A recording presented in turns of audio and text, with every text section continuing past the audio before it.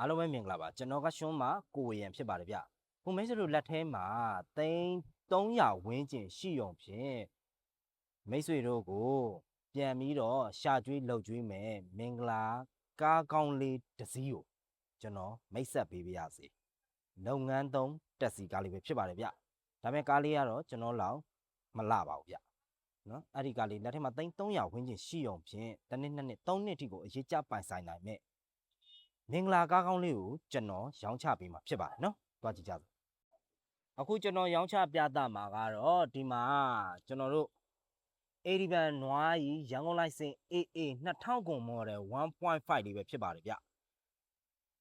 ဒီကောင်လေးကိုကျွန်တော်တို့လက်ထဲမှာသိန်း300ဝန်းကျင်ရှိုံဖြင့်ဒီကောင်လေးကိုပိုင်ဆိုင်နိုင်မှာဖြစ်ပါတယ်ဗျ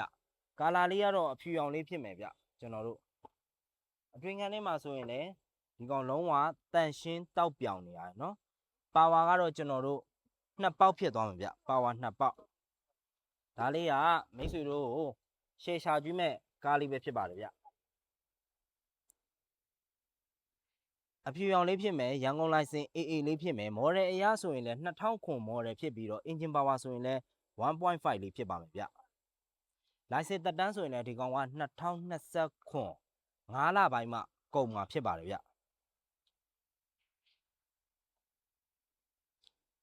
80ဘန်နွားကြီးတက်စီလေးပဲဖြစ်ပါတယ်ဗျ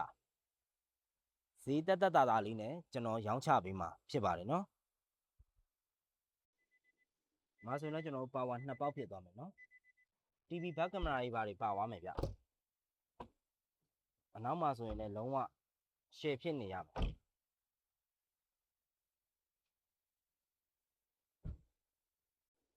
အခုကျွန်တော်ရောင်းချပြသလိုက်တဲ့80ဘန်2000ခွန်ရန်ကုန်လိုင်စင် AA အဖြူရောင်1.5 ပါဝါ2ပေါက်ကားလေးကိုလက်ထဲမှာသိန်း300ကင်ထားပြီဆိုရင်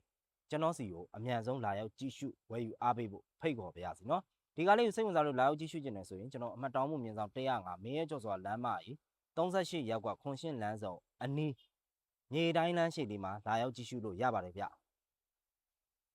လက်ထဲမှာသိန်း300ရှိတယ်ဆိုရင်လာပြီးတော့ဒီကားလေးကို1နှစ်2နှစ်3နှစ်ထိကိုအရေးကြဝယ်အားပေးနိုင်ပါတယ်ဗျနောက်ဗီဒီယိုတွေမှာဘယ်ကားလေးတွေကိုကျွန်တော်တင်ဆက်ပေးမလဲဆိုတာကိုကျွန်တော်နဲ့အတူနောက်ဗီဒီယိုမှာပြန်လည်ဆုံတွေ့ကြပါစို့တက်တာ